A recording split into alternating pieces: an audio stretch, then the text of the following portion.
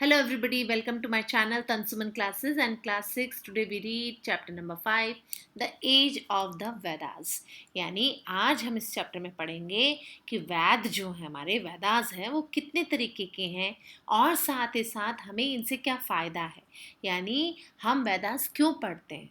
तो अगर हम बात करें वेदास की तो इट मीन्स नॉलेज यानी ज्ञान प्राप्त। अब वो ज्ञान किस तरीके से प्राप्त होता था, जैसा कि हमने चैप्टर्स में पहले पढ़ा कि हमने वेदास के बारे में 3000 साल पहले की बात अगर हम करें तो लिटरेसी सोर्सेज जो हैं हमारे जो अवेलेबल थे वो उस वक्त हमें वैद ही मिले।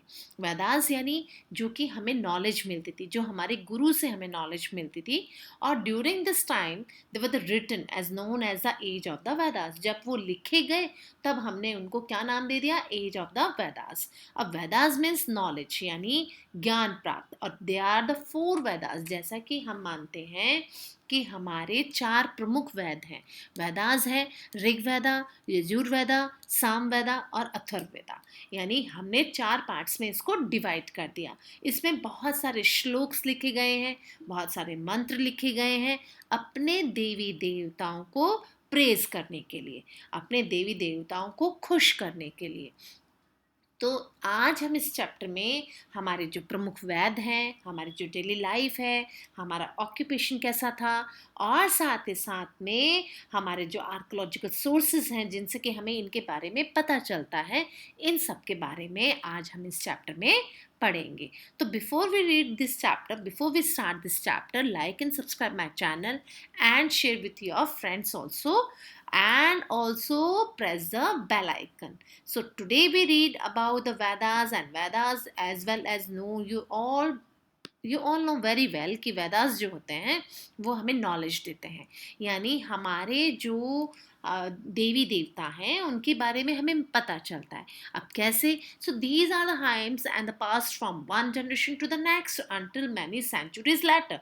यानी हमारे जो वेद हैं, हमारे जो वेदास हैं, हमने एक जनरेशन से दूसरी जनरेशन उसको पास ऑन किया, यानी काफ़ी समय तक, काफ़ी सेंचुरीज तक हमने यही काम किया। और वेदास जो है वो मेन सोर्स है इंफॉर्मेशन के। कैसे? उस पीरियड के, जैसा कि माना जाता है कि 1500 टू 600 बीसी में वैदिक एज के नाम से जानते हैं। यानी अगर आपसे कभी कोई पूछ ले कि भाई वैदिक एज था, उसका टाइम ड्यूरेशन क्या था, उसका टाइम क्या था, तो आपको क्या बोलना पड़ेगा? आपको बोलना पड़ेगा कि 1500 टू 600 BCE। अब जो ऋग्वेदा है वो सबसे ओल्डेस्ट वेद है, यानी it was compose about the 3500 years ago. वो 3500 साल पहले लिखा गया था। तो अगर कोई बोल दे कि भाई ऋग्वेदा कब लिखे गए थे, तो 3005 years ago. It is divided into 10 मंडलास, जो कि 10 मंडलास में डिवाइड है। So the Rigveda is divided into 10 मंडलास और बुक्स और कंटेन 1028 हैम्स, यानी इसको हमने 1200 हैम्स में डिवाइड कर दिया, जिसमें कि श्लोक हैं, मंत्र हैं, ठीक है। And these hymns are praised of gods, यानी कि वो उन्होंने जिसमें कि अपने देवी देवताओं को प्रेज करने के लिए, उनकी तारीफ करने के लिए, उनको खुश करने के लिए अलग अलग तरीके अपनाए गए, जिसमें कि डिफरेंट गॉड्स को पूजा जाएगा। अब पूजा किन किन गॉड्स को किस तरीके से? जैसे कि इंद्रदेव जो हैं, जो कि गॉड ऑफ रेन है, जिनको बारिश का देवता माना जाता है, स्ट्रॉम का माना जाता है और वॉर का माना जाता है, उनके बारे में बहुत सारे श्लोक लिखे गए हैं ऋग्वेद में।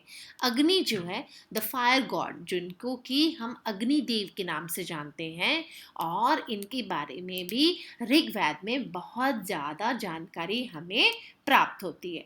Varun and the sky God है ना, जो कि हमें साथ साथ हम इनकी भी पूजा करते हैं, और इनके बारे में भी हम संस्कृत में श्लोक और साथ ही साथ मंत्र करते हैं। और जो पुजारी हैं वो अपने स्टूडेंट्स को मेमोराइज कराते थे, यानी जो संस्कृत लैंग्वेज है उसका यूज़ करते थे, इन श्लोकों को और इन मंत्रों को कैसे? अपने देवी देवताओं को प्रेज करने के लिए वो इन मंत्रों का यूज करते थे, श्लोक का यूज करते थे। आर्कोलॉजिकल सोर्सेस की अगर हम बात करें तो जो हमारे आर्कोलॉजिकल सोर्सेस है, जो कि हमें सॉलिड फॉर्म में अगर कोई मिलता है खुदाई में, तो आर्कोलॉजिकल सोर्सेस जो हैं वो इस टाइम के हमें ये बताते हैं कि जो कि साथ ही साथ में अगर हमने खुदाई करी है तो हमें एक्सकेवेशन एट द हस्तिनापुर और अतरंजे खेरा जो जगह है, यहाँ पे हमें बहुत सारी पॉटरी मिली है, और जो कैसे कलर की है, जो बेसिकली ग्रे कलर की है। यानी लुक एट दिस, कितना सुंदर सा पेंटेड करा हुआ है, ग्रे वेयर पॉट है, जो कि हमें हस्तिनापुर और साथ ही साथ अतरंजय खेरा जो जगह है वहाँ से मिले हैं। Another type of pottery also, हमें और भी पॉटरी मिली है जो कि ब्लैक और रेड कलर की है। It have been found from many places of the Ganga valley, जो कि हमें गंगा के क्षेत्रों से, गंगा की घाटियों से हमें मिले हैं। These are the two types of pottery tell us about the life of the people who compose the Vedas. These people are generally referred as the Aryan. यानी अगर हम बात करें कि जो वेद हैं, जो 4 प्रमुख वेद हैं, ऋग्वेद, यजुर्वेद, सामवेद और अथर्ववेद, इनके बारे में हमें जानकारी मिलती है। और साथ ही साथ में अगर हम रेफर करें, जो आर्यंस हैं वो काफ़ी यहाँ पे लोग रहते थे, और इन्होंने गंगा वैली के आसपास के क्षेत्रों में ये रहते थे, जिन्होंने कि लाल, काले और ग्रे कलर के जो पॉटरी है उसको यूज़ किया था। अगर हम कंपोस्ट का माने तो वेदास को जो कंपोस्ट किया था तो वो आर्य लोग थे। अब डेली लाइफ इनकी कैसी थी, तो the people were divided into numbers tribes. जैसा कि आज के टाइम में हम लोग कास्ट सिस्टम मानते हैं, उस समय में लोग जो डिवाइड थे वो ट्राइब्स में थे, और ट्राइब्स को इन्होंने जनास का नाम दे दिया था, जो कि जनता होती है। तो each tribe settled in a particular area which consist of many villages, और हर एक ट्राइब का खुद का गांव होता था, पर्टिकुलर एक एरिया होता था। And each tribe had a king और राजन, जिसका कि हर ट्राइब का अपना खुद का एक राजा और अपना खुद का एक नेता होता था, ठीक है, जो कि उनकी देखरेख में राजा का काम करता था। So the each tribe had a king और rajan who was selected by his bravery, और उसको क्यों सिलेक्ट किया जाता था? बाय द ब्रेवरी, यानी बहादुर व्यक्ति को ही राजा बनाया जाता था। And these Kings were not like the king of the later time, और बाद के राजाओं की तरह राजा नहीं हुआ करते थे ये। They did not have huge places और लार्ज आर्मीज, उनके पास कोई बड़े प्लेसेस, बड़े पैलेस और बहुत बड़ी संख्या में कोई आर्मी नहीं हुआ करती थी।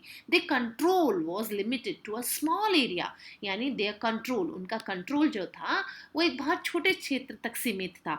वो बाद के राजाओं के जैसे नहीं थे कि जिनके पास बहुत बड़ी संख्या में आर्मी हो, बहुत ह्यूज प्लेस हो उनके पास, वे पैलेस हो, है ना, ऐसा नहीं था।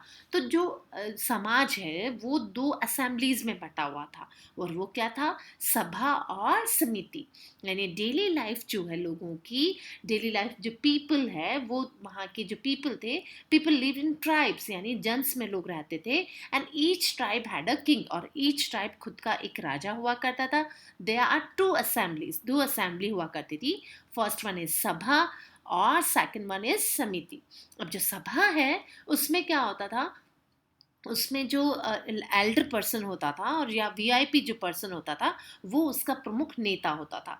जबकि समिति जो है उसमें जनरली होल ट्राइब पीपल्स इसमें इन्वॉल्व होते थे। So the 2 assemblies are the sabha and samiti, और जिसमें कि जो सभा है उसमें क्या होता था, एल्डर और इम्पोर्टेंट पर्सन्स होते थे, यानी जो प्रमुख जो लोग होते थे वो बहुत ही ज़्यादा या तो वीआईपी होते थे या बहुत ज़्यादा एज में हुआ करते थे। और जो समिति है उसमें क्या होता था, gathering of the member every family of the जना, यानी समिति जो है वो आम जो लोग थे उन सबका पूरा परिवार इसमें मेंबर होता था। और साथ ही साथ अगर हम बात करें कैटल्स की, तो यहाँ पे जो ऑक्यूपेशन है लोगों का वो क्या था, कैटल, यानी लोग अपने जानवरों को पालते थे। और cattle and horses are the important, यहाँ पे जानवरों को और घोड़ों को पालना बहुत प्रमुख व्यवसाय माना जाता था। साथ ही साथ अगर हम ऋग्वेद की बात करें, the contents many hymns asking gods to bless people with cattle and horses, जिसमें कि बहुत बड़ी संख्या में भगवान से प्रार्थना करी गई है कि वो वहाँ के लोगों को और वहाँ के लोगों के जो जीव जंतु हैं, जो जानवर हैं, उनको ब्लेस्ड करे, यानी उनको अपना आशीर्वाद प्रदान करे। Each house hold had a number of cows, और हर एक परिवार में क्या होता था, हर एक परिवार में गाय हुआ करती थी, जिसको कि डेयरी प्रोडक्ट के लिए वो लोग क्या करते थे, पालते थे। और अगर हम बात करें कि जो जानवर हैं, तो जानवरों में ये लोग घोड़ा है, गाय है ना, इसको बहुत बड़ी संख्या में पालते थे। अगर हम बात करें कि जो घर होते थे उनमें घी होता था, बटर होता था, और ये बहुत ज़्यादा पॉपुलर हुआ करते थे क्योंकि लोगों का प्रमुख खाना इसी पे डिपेंड करता था। But sura was a type of liquor which was drunk on a common festive occasion. और जो सूरा है वो क्या होता था, एक लिक्विड होता था जो कि खास कभी कभी जस्ट लाइक अ अल्कोहल, है ना, फेस्टिव ओकेजन पे ही पिया जाता था। और जो सोमा है, another drink was a Soma, and Soma was which is prepared from a milk और रेयर प्लांट, यानी एक सोमा वो होता था जो कि मिल्क और या तो जूस होता था जो एक रेयर प्लांट से बनाया जाता था, जो कि माउंटेन एरियाज में लगता था। So people drink in during special religious ceremonies. और जो लोग हैं वो खास इसमें धार्मिक जो सेरेमनीज होती थी उन्हीं में ही इनका सेवन करते थे। अब मैन्युस्क्रिप्ट फ्रॉम द ऋग्वेदा, आपको ये देखिए मैन्युस्क्रिप्ट दिखाया हुआ है कि किस तरीके से श्लोक लिखे गए हैं, मंत्र लिखे गए हैं संस्कृत में। तो horse are the important because they were yoked of chariots, they were used in a battle also. और जो घोड़ा है वो प्रमुख था क्योंकि इसको साथ ही साथ में लोग अपने क्या करते थे, इम्पोर्टेंट तो हुआ ही करता था, लेकिन इसको लोग अपने रथ में और साथ ही साथ में जो युद्ध होते थे उनमें इसका इस्तेमाल बहुत बड़ी मात्रा में होता था। So these are the important. So most battles are fought for the cattle, horse and land. और जो बैटल होती थी वो कैटल, हॉर्स और लैंड के लिए होती थी।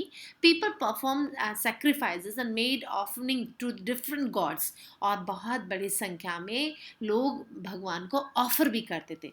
So the priest who perform these rituals and and sacrifice their own cows, horse, gold, cloth as gift।